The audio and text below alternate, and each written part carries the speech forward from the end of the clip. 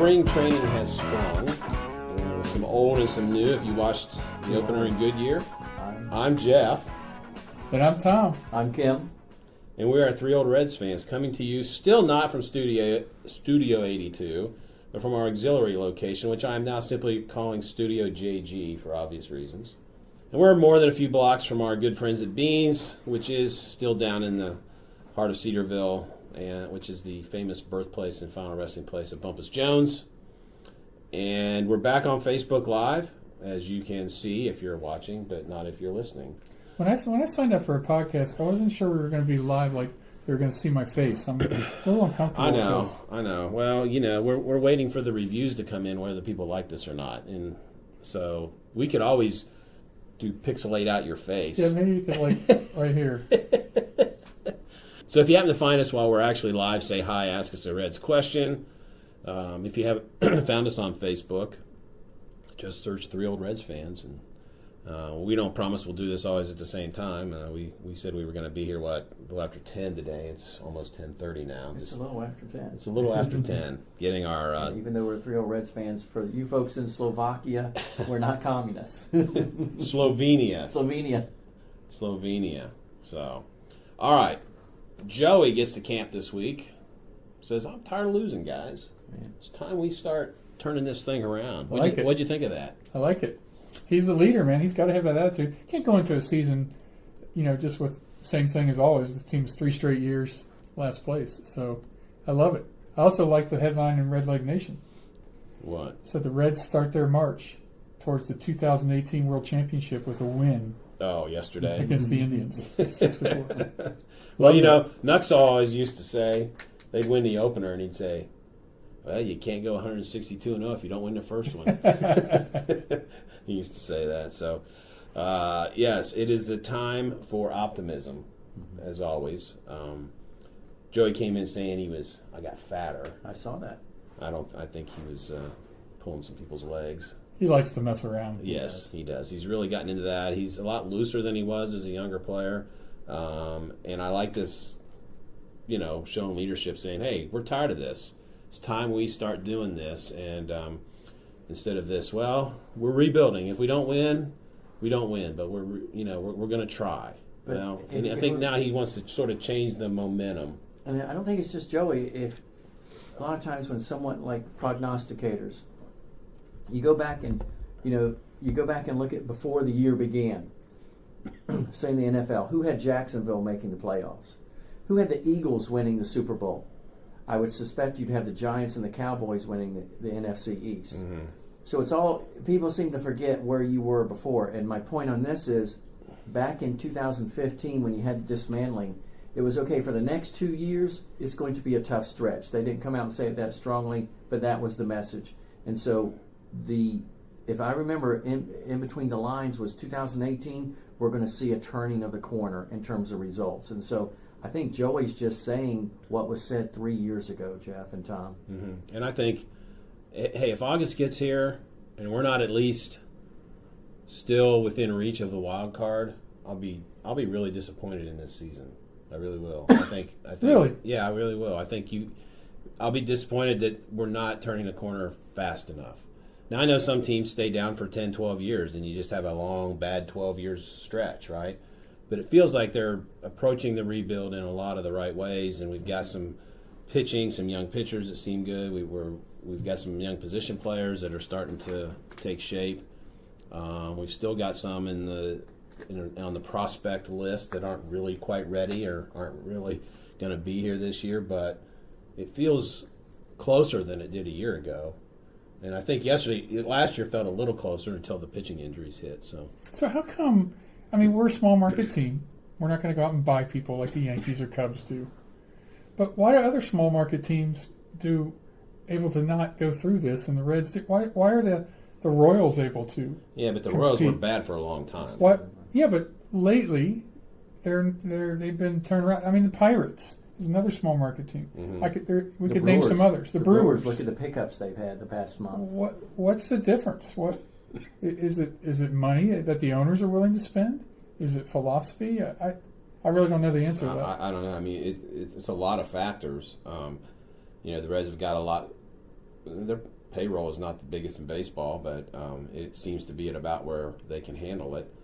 Some people have deeper pockets than others. I mean, well, last year weren't they about the bottom in payroll, second to the bottom or something? They were pretty like that? low. I'd have to look it up to know for sure. Well, but we know that they're lower now without paying Brandon's contract. yeah, and the majority of that. Cozart's gone, Cozart. and they decided not to pay him. Tom, we can only hope, to answer your question, we can only hope that a lot of it has to do with we believe in our farm system, we believe in the guys we have coming up, we believe in our pitching staff. We weren't so sure where we were 6 to 10 weeks into the season last year, but now we believe we have a good nucleus of young pitchers. Obviously, the deep pockets one that you talked about is there. How many times you see the Yankees or the Red Sox or someone, they're willing to pay that luxury tax. Now the Cubs. We know that's not going to happen for the Reds. But the Yankees this year, I saw Cashman interviewed the other day. They are definitely concerned about being below a luxury level of the one level of the luxury tax. I think there might be more than one level, but they We are. have no experience with that, so we don't know. Yeah, they are. Yeah, I mean, it doesn't usually come up in Reds conversations. Like Woba. Yeah, like it's not. Yeah, Woba. We know more about Woba than we do luxury tax. But they are. He was being asked about, are you going to do anything else big? And I don't think he kind of said no because, they see these lines of salary of luxury tax, and they do not want to go over that. We should quit buying people like Stanton, and he'd be all right with that. Hey, stinking Yankees. Stanton, Judge, yeah, they're obviously pretty loaded, and well, Judge probably isn't an expensive. Not at this point. He's still protected, right? You're right. Yeah. He's not costing them a lot of money right now. So, and so the day will come if they want to keep him, he will. But they've got some good young pitching too. Sabathia is still there. I mean, CC has been pitching well here, getting way up into his 30s, and he's a guy who could continue to do it for several years. And so they've got a bit of a window opening up to be really good for a few years. You think CC came to camp saying he gained a little weight? Do you think CC ever comes to camp without gaining? Without saying he gained a little weight? Yeah. The guy can still Him pitch. and John Kruk. Guy can still pitch though. He's he could get to. I think he could get to. If he has a good year, he could surpass 250 wins this year. Wow. So it's kind of a quiet. Yeah. Hall of Fame career. Exactly. He's definitely building one of those. So anyway, back to the Reds. Speaking of Hall of Famers, what about? We already talked about Joey, future Hall of Famer. Don't know if there's any other future Hall of Famers on this team. I did see a stat recently that says, I saw a story where they sort of looked at potential Hall of Famers on every team in baseball because throughout history, I guess, somebody did the math. There are 31 players at any one point playing in the major leagues who will eventually be in the Hall of Fame. It's kind of cool. So going from a rookie to a guy who's 38, 39 years old and everything in between, there's always about that many Hall of Famers. Maybe not always playing at a Hall of Fame level, at their best, but there's that many guys at any one time in the majors. So they went through the list, and some of them they picked like a guy who's maybe going to be a rookie this year, projecting, and they picked Nick Senzel. No, I think they picked Joey Votto for the Reds. Oh, Reds only got one. They just decided. They're not saying these are the 30 guys, but let's just pick one from each team for fun. It was sort of the article. I thought maybe they would have picked Shepard or something. It's possible. Jeff didn't have a vote. I didn't have a vote. I didn't see anything about everybody having to hit 270 or anything like that either. So, Shocking. Yeah. So what do we think about Senzel at shortstop? I mean, I saw speaking of Hall of Famer, Barry Larkin working out with Nick Senzel at short. Right, that's pretty good. Right. Now, if you're watching like the Reds game yesterday, they're like, he played shortstop in college, and that's all they say, which isn't completely. It's accurate to say he played shortstop in college. He did it for 10 games. He was really a third base. And then they made the comment, but when the Reds got him, they put him at third base. Well, that's what he really played in college. He was a third baseman. I played center field in church league softball one game. I played left field in our vintage game in I did October. too. So, anyway. So we're ready. We're not saying he can't do it. It would be great if he swings the bat like we think he can in the majors and can handle shortstop. I mean, the guy's an all-star. He's going to be an all-star all the time at that position. That's a lot of pressure to go in the major leagues and also be at shortstop. There's a lot going on at that position. Well, maybe he can handle it. If he is an all-star caliber player throughout his career, then he can handle it. It's also hard on your body too. Yeah. Except for Cal Ripken. So we hope it works out. Absolutely. But I think they're maybe slowing his progress by having him be at shortstop. Another position might be quicker for him to get to the majors. Yeah. Although I don't know what. You're not going to move to third. Let's look at it this way, too. Shortstop is the leanest position throughout the organization as far as Major League ready people. Yeah. Yeah, they've got a couple shortstops I think they like, but they're really way down. Like the guy, didn't that guy they got from Dilson Herrera is he's the second baseman. Shed Long's the second baseman. Right, and they're like closer to being ready. But they did an international signing last year. I can't think of the guy's name now. I don't remember. But you know what I'm talking about. Yeah. And he's young. He's a shortstop. Yeah, I think there's 3 another years away. Yeah, I think there's another 20-year-old or something out there who's a shortstop that can play. And Blandino, who's like 25 and could definitely be a utility guy in the majors, is more of a second baseman. You guys aren't even talking about Peraza anymore. And he's the only other guy. No, I'm not writing him off. Well, he's the starter. He's the starter going. Yeah, he's the guy. But if Senzel can be a good shortstop defensively, he's going to be a better bat. Does that mean Peraza could end up back at second and be in that battle with a Dilson Herrera? Why are you guys Scooter haters? He had one of the top Scooters days in Reds history, and you're a Scooter hater. Are you a Scooter hater? No. It sounds like it. No, you're already putting him out and putting Peraza at second. I don't. Scooters. I mean, Scooter booted one yesterday, so he's not great with the glove. And I mean, you really think he's going to match what he did last year at the plate? No way. See, I'm in the minority. I think with Senzel's age and his background and having played shortstop, I think it's a great move. I really do. It's a bold move. I don't argue that it is. It just when Billy, remember what position did Billy play before center field? Shortstop. And if you remember the comments made about Billy going into center field, it's going to take some time. It's a different position. Look how quickly he has, dare I say, mastered that position. Yeah, you would say. I think around the league, he didn't win the Gold Glove. Around the league, people are just amazed. And now we're, by definition, being Reds fans, we're subjective, right? So we're biased. But we're amazed that he didn't win a Golden Glove again. And so I just think that Robin Yount, known for what 2 positions, guys? Shortstop and center field. And he made that switch. And Pete Rose, so many different positions. He made the switch.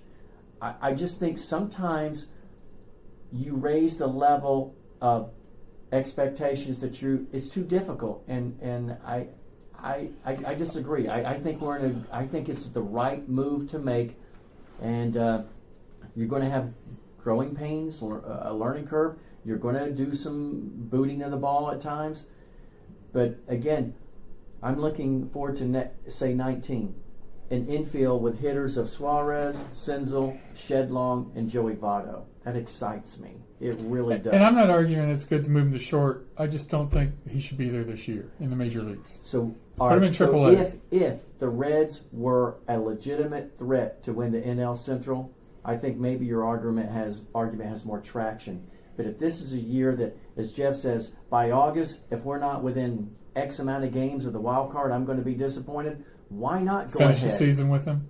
I could see that. Sometime pick him because we know. Do we think Senzel's going to be on the roster on opening day? No, that's what I was going. They're not going to do that because they can protect him. Retaining rights. Right. He's, as I think you said last episode, 172 days. Yeah. So he'll be up no earlier than 52. late April, early May. Very good chance, depending on where everything goes. And who knows? He goes to Louisville and he starts out slow, and he may stay down there a little bit longer. So. Whenever you bring him up, maybe you do put him at shortstop and say, let's just roll. I think we're on the same page. And there have been, and I'm not thinking of a name right now, but I know there have been some shortstops come to the major leagues as young shortstops and not been that great. And then within a year or two, they're much more solid. They make their errors. They kick it around a little bit. The key thing is, I'm sure he's going to be very, having played third base, I'm sure the glove is really good. Yeah. I'm sure the arm is there. Yeah, I would think so. The question is range. Right. What's his range? Is he going to have the range you want? And that's but the way they shift anymore, right? Maybe range doesn't matter as much. Yeah. I never thought, this is comparing the days have gone by with Dave Concepcion, but I looked at Cozart, that his range was somewhat limited compared to what do you think of as a shortstop? Yeah, or even a Larkin. I think your point of the shift and such is right on. It probably does have an impact on that. Mm-hmm, mm-hmm. Wow, that's a good thought, Jeff. Yeah. You just need them to make the routine plays. Right. If they make the great ones in the hole, that's a bonus, but you just need the routine plays made. Now, Herrera he was the DH yesterday. Was he? Yeah. That was a shoulder. Why are they having a DH? I just don't get it. Because we're trying to get hitters ready. Pitchers are pitchers, hitters are hitters. It's the way it should be. Anyway, so he was the DH, batted ninth yesterday. That guy's out of options, so he's going to make the team because they're not going to expose him to waivers because somebody will snatch him up. But he's out of options, so he's going to have to make the team. He's the Jay Bruce trade. You're not just going to let that go. So he's going to make the team. It'll be interesting to see.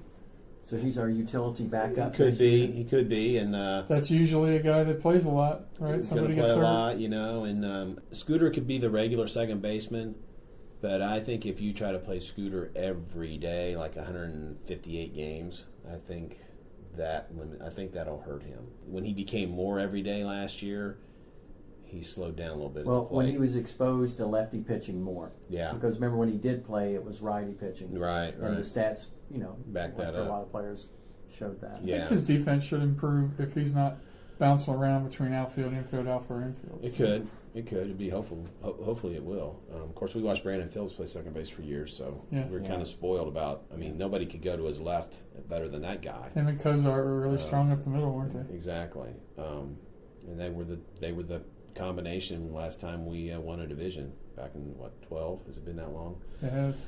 Here's a question for you. Price has to. I think he has to balance somewhere. There's a balance of developing talent and still pushing toward the future. But here's a guy who wants to keep his job too. How much does that impact who plays? And how much does the general manager tell him who plays? I know. I'd really like to know the answer to those questions. And they're not going to really divulge, and they're not really going to say that, are they? They're not going to come out in public and really say that, but I'd really like to know the answer to those questions. What do you think? Well, looking back, no one was going to win with what they've had the past couple of years, especially the past couple of years with the woes, the injuries, and pitching. Mm-hmm. So I thought senior leadership made the right decision bringing him back. Why not? You bring Larkin in. Larkin's going to lose with that team too. Going forward, if the team stays relatively healthy with the number of pitching arms and what have you, if they're competitive and that competitive level turns into W's this year, today on February 24th or whatever it is, I think we see him back. I really do. If they're last place again? If they stay healthy and underperform, then there's a good chance he's gone. Yeah, I agree. I thought when Pittsburgh traded McCutchen, okay, we're out of the cellar. And then they go and get Dickerson. Was that who they picked up from Tampa Bay? Tampa. So now that just made the NL Central probably a little more difficult to stay out of the basement. But again, the pitching staff did so well last year. At the end of the year, the starters, the young guns, how will they perform this year? So just keep improving on what we saw last year, and I think we're in the right direction. So everybody stays healthy this year. Are we in the basement? Are we in the basement of the division? You could, it could be a pretty good division. So you could finish last and definitely improve on it and still be in the range of 500. I think though that I kind of think the Pirates will not be very good, but we'll see. Well, let me say it a different way. If everybody stays healthy, does this team have a winning record? Well, if the pitching staff develops, If- continues to develop like we saw last year, if all things being equal, that means no injuries and things of that nature. Senzel comes up, continues on his trajectory that we've seen throughout the minors. I think there's a very good chance we could be at 500. So you think Senzel's a key to the Reds having a winning season? I think he's one of the variables. There's a lot of variables, obviously. I'm still not convinced of this pitching staff. I'm not either. We got I mean, I think we got one. And who's your Castillo. one? Castillo? Castillo's the one guy you trust. And I think Iggy is great in the bullpen, and Wandy's pretty good as a setup man. But beyond those three, I just don't trust any of them. Yeah, they've got a lot to prove. There's no doubt about that. And I just mean- feel like you need more dependable pitchers Here, to say they're going to have a winning record. I think. Okay, let's do this. When healthy, DeSclafani and Finnegan were dependable. Finnegan really had a good year 2 years ago. I mean, he led the team in innings, didn't he? I think so. Threw like 170 innings, if I'm not mistaken. And Disco the year before that It was up there. great. So I think those guys, they claim to be healthy. Everybody says they look great, and they've overcome these issues. If it's not a chronic thing, I think they'll be fine, and I think they'll be very good. You think they'll be very good? I think they'll be very Very good, as in they'll. And when you say they, Without you talk about injury, the pitching so- I staff, think those Tom, two Jeff. guys. I think those two guys have a chance to be very good. I've sort of changed my mind on Finnegan a little bit. I was thinking, put the guy in the bullpen, save his arm. You know, he's a big, strong guy. Nice it to have a it really lefty. wasn't his arm; it was other Left things. arm. So Lefties are. We need those lefties in Right. the rotation. you need a lefty in the rotation. And obviously the medical staff and Price and the pitching coach, they're there. They see things we don't. So because last year I think everybody was saying bullpen for this guy, bullpen for this guy. So obviously they've seen some things that said, you know what? No, this guy still has the starter mentality, has the starter the physicality he needs. Mm-hmm. Let's just hope it goes back to what it was 2 You years guys, ago. that's our problem. We're not there every day like Bryan Price. Well, I know. We need to be there. We need. What is going on? I mean, how can we do this anymore Without being there. without being at spring training? Tell you Take what, the Opus Mobile. the Two of 'em. I'll tell you what, the weather down there is much better than it is here right Really? now. It's almost 59 yesterday. Yeah, people in sweatshirts, and Tom Brenneman was talking about. Of course, Tom Brenneman talked about everything but the game we were trying to watch. But Tom, You hate that, but I like Tom Brennan. he's all right. Tom, follow us. No, I like Tom a lot. I got nothing against Tom. I just wish we'd talk a little more about the game sometimes instead of other things. Some people would argue in baseball it's good to talk about other things. Well, it is. It's just He's in spring training too. he's in spring. It's all right. They're only doing 5 games. They mentioned that about 8 times yesterday. Only doing 5 games on Yeah, TV? yeah. Okay. And they're doing. I think the other one's tomorrow, Sunday. They're doing that one because they're playing Cleveland again, and so they can do it on Fox Sports Ohio for both markets, and they share the facility with the Indians. So. Right. But he says, yeah, there's about 12 days down here every year that the weather's just not good. It's just like rainy. 12 days. He says that's what he says. It's like there's like 12 days every And he year. lives there, right? I thought when he was with the Diamondbacks, he got a house there and he stayed there. He might, but I don't. I think he mostly I could be lives in wrong. Cincinnati now. Did he move back? I think I don't know. I'm sure he'll talk about it one night during a game. But so yeah, we got rainy, yucky weather this week, and it's not so good down there now. So I think if we ever do go, we don't go real early. I think we go early and we stay the whole time. I'm just saying. I'll have to teach all my classes online. We're getting close to retirement, right? But Tom, we Well, get those I don't know. frequent flyer miles. What's your And 401k? we go to American Airline, AA.com website, and we fly down. You gonna throw some of your I frequent flyers? would be happy to do that. I got enough for about 4 tickets right now. So Me okay, too. all right. But You, obviously we me. have to go next year. Well, we Who's- got to who's have the fourth? Dr. Helmick.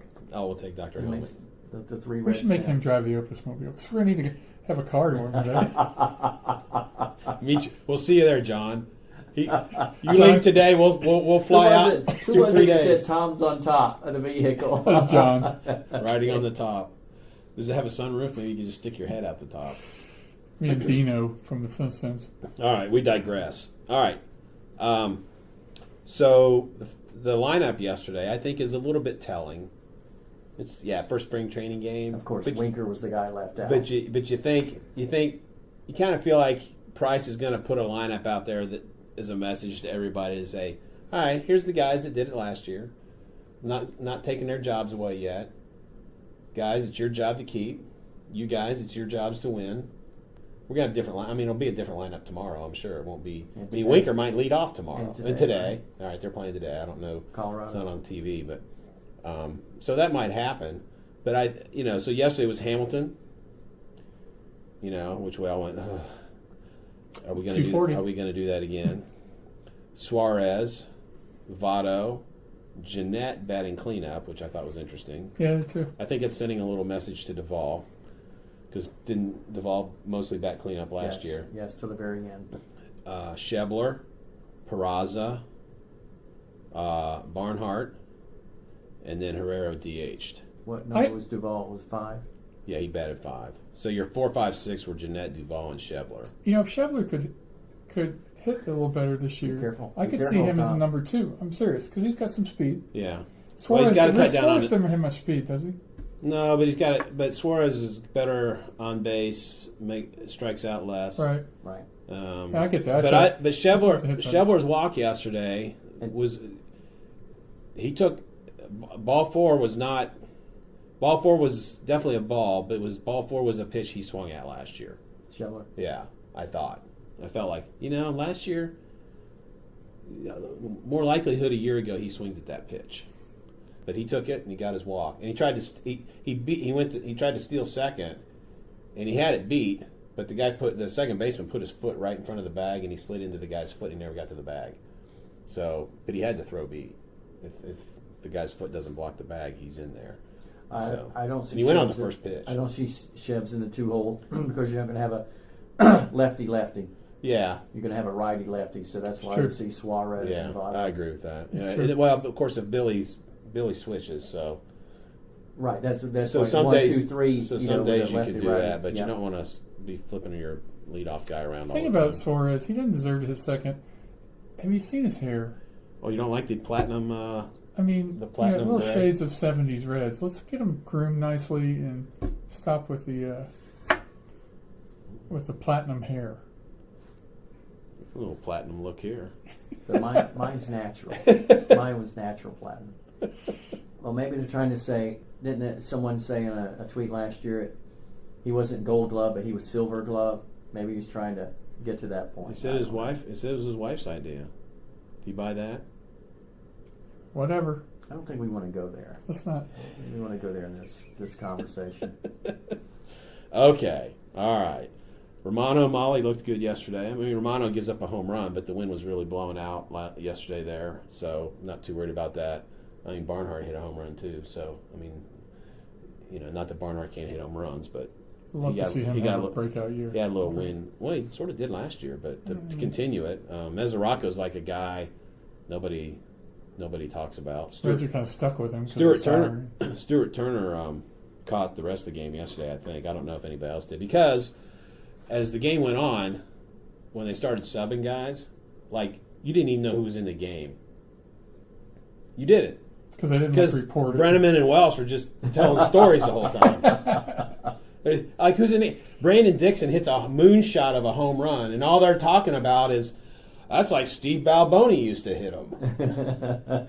Bye-bye Balboni. You see those big, towering, majestic shots? He and Dave Kingman. Yeah. Sky Kingman. So the guy rounds the bases and scores, and I have to see the name on the back of his jersey to even know who it is. That's bad. They haven't even told me. Now, they might have said when he came up, but I don't think they did. I was like, who's this guy batting?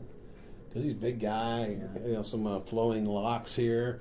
Like, who is this guy? Well, plays first base. That's why you never hear about him, because good luck coming up as a first baseman in the Reds organization. Right. So, who is this guy? Anyway, he had a mammoth shot. Amali he had an infield hit and a walk, so he's got 2 on, nobody out in his first inning, I think, that he pitched, which was the third. And then he got a double play and then a ground out. He went 2 innings with no runs. No runs. So they got 4 innings out of those 2 guys and just a solo home run.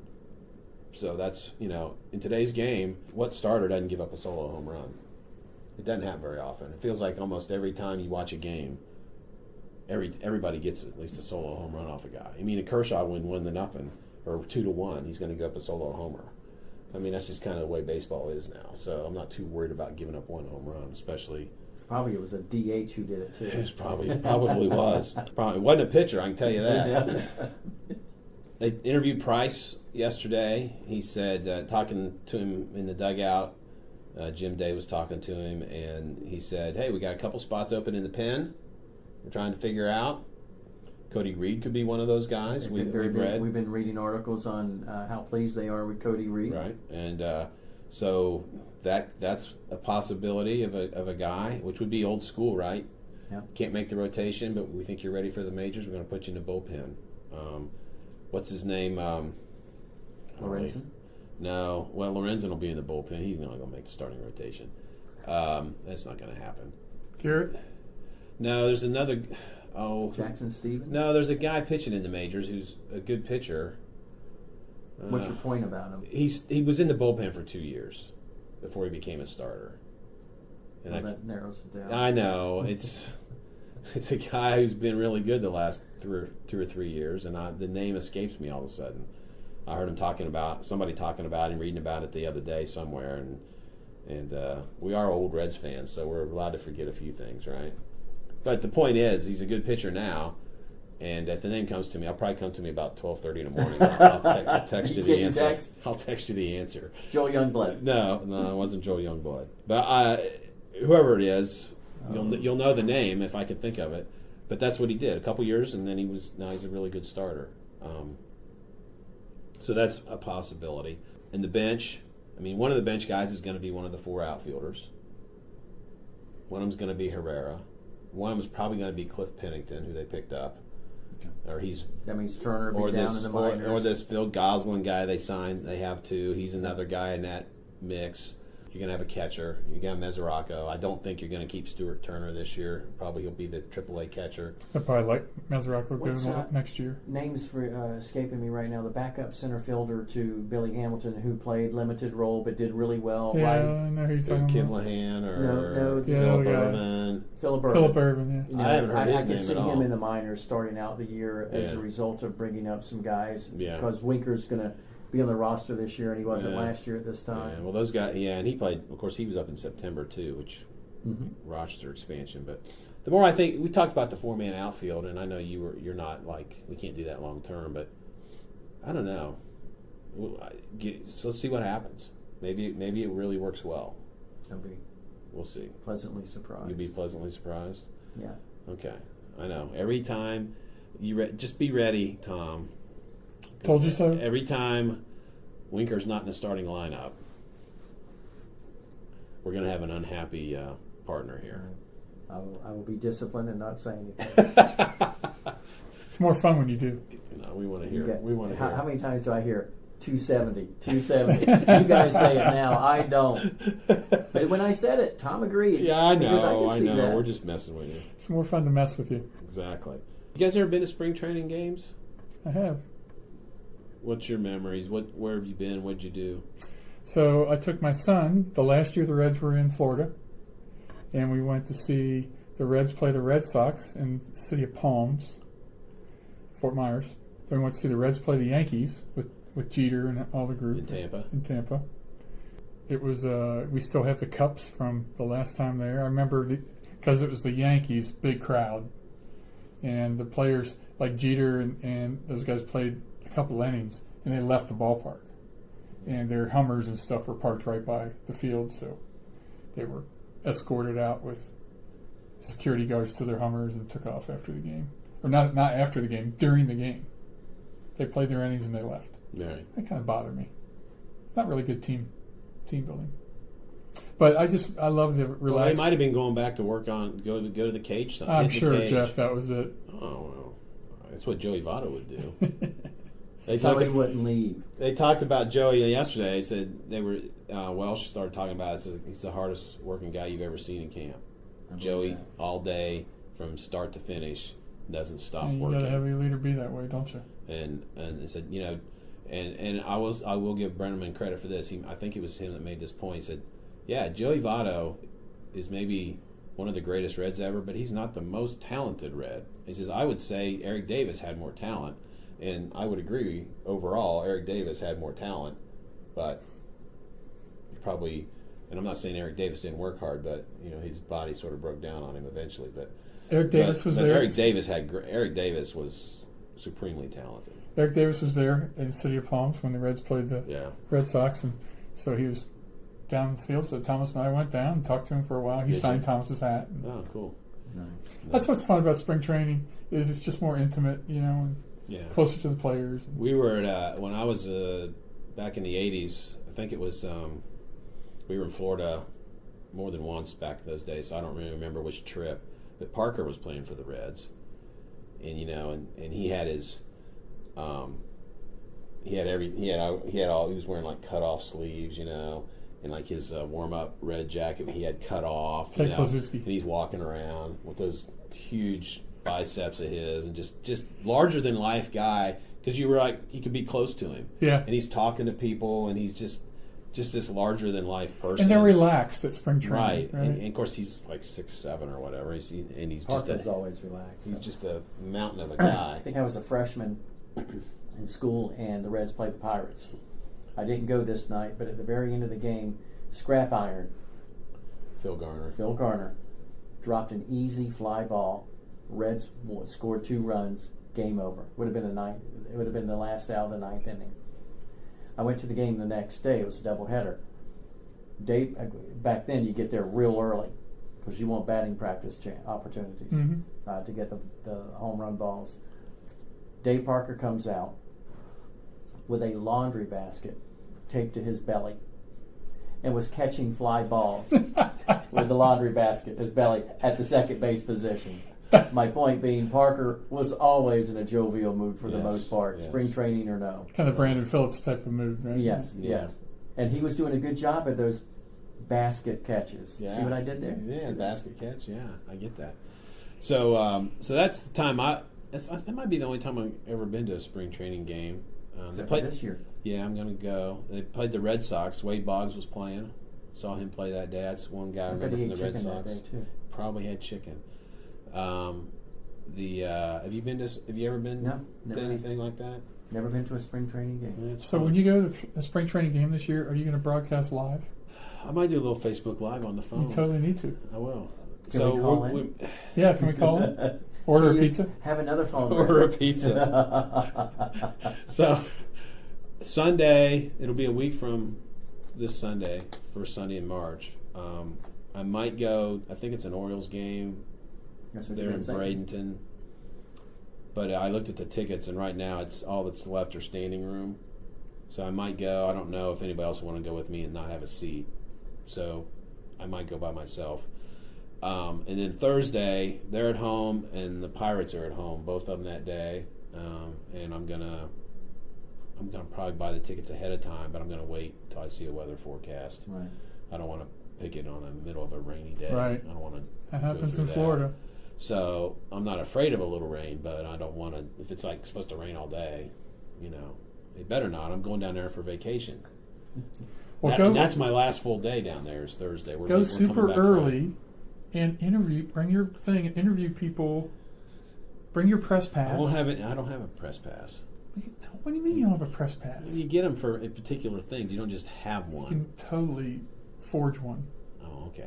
All right. I'll forge one. I'll go over to a print shop over here and have them make one for me. It's not Reds people though, so. But I'll give you a little taste of the Grapefruit League. Pirates? Who do we care about in the Pirates anymore? Isn't there one guy's from Cincinnati, isn't it? Josh Harrison. Josh Harrison. Yeah, he's a good player. Interview him. Good player. I'll give it a shot. Be sure to subscribe to our show on your favorite podcast app. I meant to mention this earlier. That's at our home website at 3oldredsfans.podbean.com. Twitter at 3oldredsfans. Facebook, 3oldredsfans. Become a patron. Give us a little help towards our goal of upgrading our equipment and so forth. And you can do that there through the site. So we just got a comment on our Facebook page from Steven Schindler. He's a big Orioles fan. Is he? Over or under? 70. Who wants the over under on this? 77.5 wins. Reds? Reds, yeah. I'm going over. Let's go over. Let's be optimistic. It's spring training. All right. Last For year now- we said 70 to 76, right? For now, we're on the over. Yep. We reserve the right. We reserve the right to change that. No, all things being equal, Schindler. All things being equal, again, no major injuries, and for multiple players and everything, I'll go over. You go over. Okay. What about you? I said over. Oh, you did? Okay. Yeah, I said over. So, I think at this point, I would say We're the saying over on 78 wins. That's what we're that. saying. Right. At least. He says, "Love the optimism." It's spring training. We have to. Stephen, we like our pitching better than the Orioles pitching. What do you think about that? Let's hear real quick before we break off the air.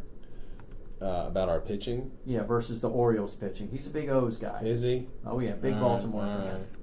all right. My favorite park I've ever been to, Camden Yards. Yeah, I love that park. I've been there a few times. I was there like the year it opened, I think. Went to Old Memorial Stadium a couple times too. Oh yeah. Yeah, saw the Bash Brothers play there. Red Sox play the Orioles there. Which would have been, like 1988, 1989, Wow. when I was living down that way, right out of college. So when I went to Camden Yards, I like to go early for batting practice. They were playing the Brewers when they were in the American League. Yeah. And guess who was throwing batting practice for the Brewers? Bob Uecker. Bob Uecker. Finally got a front row seat. Huh? He got a front row seat. Yeah. I was going through some stuff at home the other day, just going, clearing out, trying to purge a little bit of stuff, and Steven says, "I like everyone's pitching over the Orioles." That's a good comeback. Everyone's pitching over the Orioles pitching. All right, so we like that. So, at any rate, what was I saying? But We weren't Camden Yards? listening. Oh! I found a ticket. I found a ticket from a game. It's got Boog Powell's autograph on it. Wow. Well, see, Boog, I don't know if he still does it or not, but out behind center field on that street between the warehouse and the outfield, he had a barbecue place. And it's called Boog's Barbecue or something like that. Talk about biceps. Yeah. Boog Powell. And Boog, and the time we went, Boog was there working. Hmm. He was working in the thing, and he autographed the ticket. One of my memories of ticket. Camden Yards is just how good it smelled from the barbecue. Oh, yeah, it was good stuff. So we're going to try to get a friend of ours on here. We tried to work it out this week to record a podcast to post in the future. A friend of ours who travels, has been to a lot of ballparks around the country. So eventually we're going to do that show, just sort of be a special edition, just where we talk about that. So we can all talk about where we've been and so forth. But certainly I've been to a few parks, and I know we all have. You were at San Diego Petco last year. Yeah, I've been there. And I've been to Coors Field, and I was at the old Vet in Philly, and so forth. So, and a few minor league parks. So we're gonna discuss that at some point. So that'll be fun. But until then, we're gonna see what happens with the Reds here this spring, and keep the optimism rolling. Right. Look forward to beginning of the season. So it'll be a little later in March before we get back to you. Tom and I are going to be gone on vacation. I might do a couple Facebook Live posts if I get to those minor league, if I get to those spring training games, I'll do it on our old Reds fans page, but we'll see. That may or may not work out, but we'll give it a shot. Hopefully the weather will cooperate. But once we get back from vacation, we'll be back, and I suspect by then we'll know a little bit more about the look of the lineup and rotation, bullpen, bench, all that good stuff, and hopefully we won't have any injuries to talk about, but in all likelihood there'll be somebody. In all likelihood, that's just kind of the nature of the sport. So, any other last thoughts? Hearing none. Go Reds. Until next time, go Reds. Go Reds.